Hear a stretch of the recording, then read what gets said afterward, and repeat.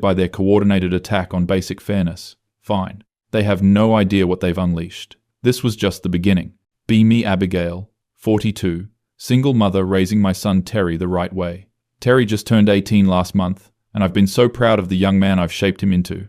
Unlike other mothers who let their sons become part of the problem, I've made sure Terry understands how the world really works.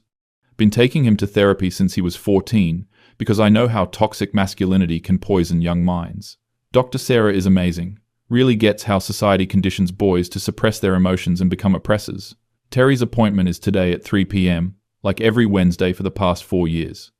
I'm in the kitchen making him a quinoa bowl because I refuse to let processed capitalist food poison his body. Hear his footsteps coming down the stairs, probably getting ready to leave soon. He walks into the kitchen looking tense, which immediately concerns me. The patriarchal structures in his school have probably been weighing on him again. Terry, sweetie, your appointment is in an hour. Did you want to talk about anything beforehand? He stops and just stares at me for a moment. There's something different in his expression today. Almost angry. Actually, Mom, I'm not going to therapy anymore. I nearly dropped the quinoa bowl. What did he just say? What do you mean you're not going? Terry, we've discussed this. Mental health is crucial, especially for young men who...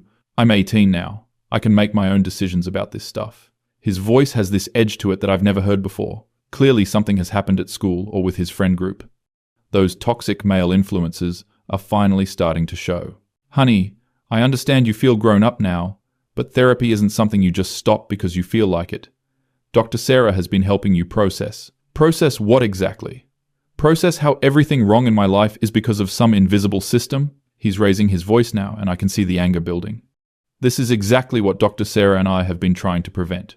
The masculine rage that society teaches boys is acceptable. Terry, please lower your voice.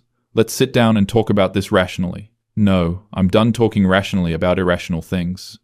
My heart is starting to race because I can see he's been influenced by something. Probably those online spaces where young men get radicalized. What's brought this on? Has someone been telling you that therapy is weak? Because that's exactly the kind of toxic messaging. Everything is toxic messaging to you. Everything is the patriarchy or society or some system designed to oppress people. He's actually yelling now, and I've never seen him like this. Something is seriously wrong, and I need to get him back to Dr. Sarah immediately. Terry, you're clearly upset about something deeper here. This kind of sudden rebellion against help is actually a symptom of what? Of me finally realizing that you've been the problem this whole time? The words hit me like a physical blow. Did my own son just say I was the problem? After everything I've sacrificed to raise him with consciousness and awareness, excuse me? After everything I've done to protect you from becoming another toxic male? Protect me? You've been suffocating me. Every problem I've ever had, you blame on society, instead of actually helping me deal with it. I can feel my own anger rising now because this is so unfair. I've dedicated my entire life to making sure he doesn't become part of the oppression machine. I have helped you deal with it. I've given you every tool to understand how these systems work. What systems, Mum? The system where I can't make friends because you've convinced me that every social interaction is about power dynamics? He's pacing now, and his face is red with anger. The system where I can't date anyone because you've taught me that attraction is just internalized misogyny? This is getting out of hand, and I need to regain control of this conversation. Terry, you're obviously going through something right now, and lashing out at the person who's tried to educate you is exactly how patriarchal conditioning works. There it is again. It's never just me having feelings or opinions. It's always patriarchal conditioning. He slams his hand on the counter, and I actually jump. I've never seen him this aggressive, and it's honestly frightening. You want to know what my biggest problem is? It's not society. It's not the patriarchy. It's not toxic masculinity. He's looking directly at me now, with pure fury in his eyes. My biggest problem is that my mother has spent my entire life convincing me that I'm either a victim or a potential oppressor, and never just a person. I can feel tears starting to form because this is so painful to hear. After all the sacrifice, all the consciousness raising, all the protection I've provided. Terry, you don't understand what I've saved you from. The world is full of systems designed to turn young men into what? Into people who can function normally? Into people who don't analyze every human interaction through the lens of oppression? This is spiraling completely out of control. I need to call Dr. Sarah immediately because this is obviously a breakdown. You clearly need professional help right now. I'm calling Dr. Sarah. Don't you dare call her. I'm done with therapy. I'm done with your constant analysis of everything. And I'm done pretending that your worldview makes any sense. He's moving toward the door now, and I'm starting to panic. Terry, please don't leave while you're this upset. We can work through this. Work through this? Like we've worked through everything else by blaming it on society? I'm following him to the front door because I can't let him leave like this. When you couldn't make the basketball team, you told me it was because coaches favor traditionally masculine players instead of helping me get better. He's putting on his jacket while he's talking, and I'm getting more desperate. When Sarah Martinez wouldn't date me, you said it was because she'd been conditioned to prefer toxic masculinity instead of acknowledging that maybe she just wasn't interested. These examples are completely missing the point and show how much deprogramming he needs. Terry, those are real systemic issues that affect young men. I was trying to help you see the bigger picture. The bigger picture? The bigger picture is that I'm 18 years old and I can't handle basic life challenges because you've taught me that everything is someone else's fault. He opens the front door and I'm starting to lose it completely. This cannot be happening after everything I've invested in raising him correctly. Where are you going? You can't just run away from difficult conversations. I'm going to Dad's house. My ex-husband Gerald, who has been completely useless in Terry's development. Gerald, who represents everything wrong with traditional masculinity. Your father doesn't understand these issues the way I do. He'll just reinforce all the harmful patterns. Maybe harmful patterns are better than no patterns at all. Terry turns around, and his face is full of pain and anger. At least Dad lets me fail without explaining how my failure is society's fault. I can feel my chest getting tight, and my breathing becoming shallow. This is exactly the kind of moment Dr. Sarah warned me about, when the patriarchal programming tries to reassert itself. Terry, please come back inside. You're hurting right now, and making decisions based on pain. I'm making decisions based on finally understanding that you've been the source of my pain. He takes a step back toward me, and I think maybe he's reconsidering, but his expression just gets angrier. You want to know what I figured out? You don't actually care about helping me. You care about being right about your theories. That accusation is so unfair I can barely process it. Everything I've done has been about helping him navigate a difficult world. That's not true. Every choice I've made has been about protecting you and educating you. Protecting me from what? From learning how to solve my own problems? From taking responsibility for my own life? I can feel my voice getting higher as the stress builds. From becoming another man who contributes to the oppression of others. There it is. You'd rather have a son who can't function than a son who might not share your exact worldview. This conversation has become completely irrational. He's clearly been influenced by something or someone. Who have you been talking to?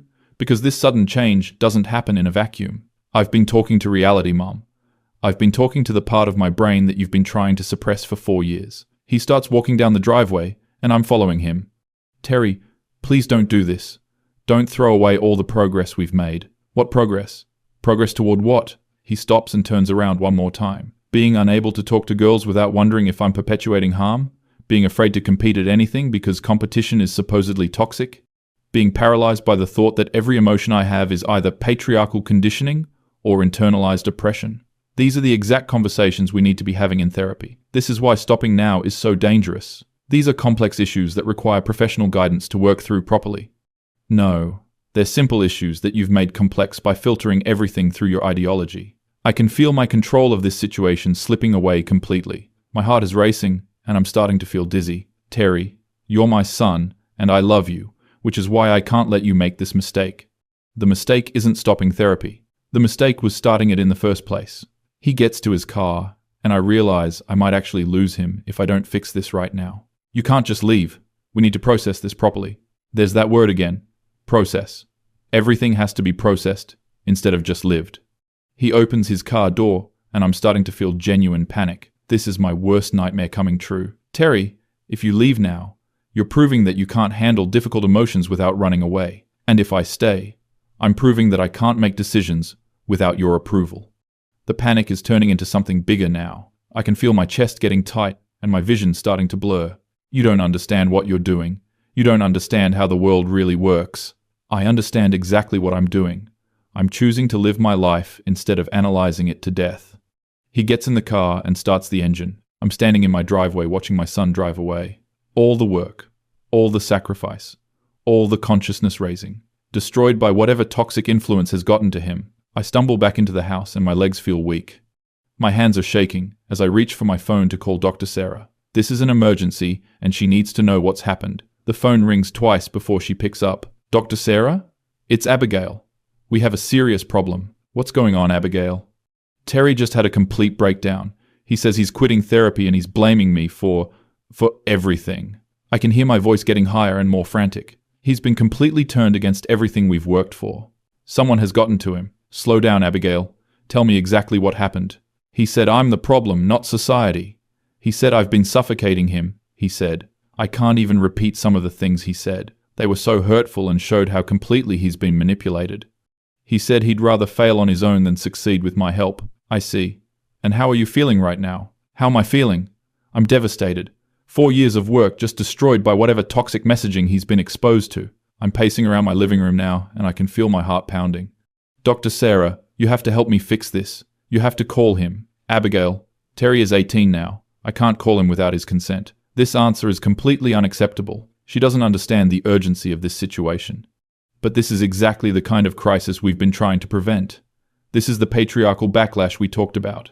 I understand you're upset, but we need to respect Terry's autonomy here. His autonomy? His autonomy is being compromised by toxic influences. I can feel my breathing getting faster and my voice getting louder. Dr. Sarah, you don't understand. He's going to his father's house. Gerald will undo everything we've accomplished. Abigail.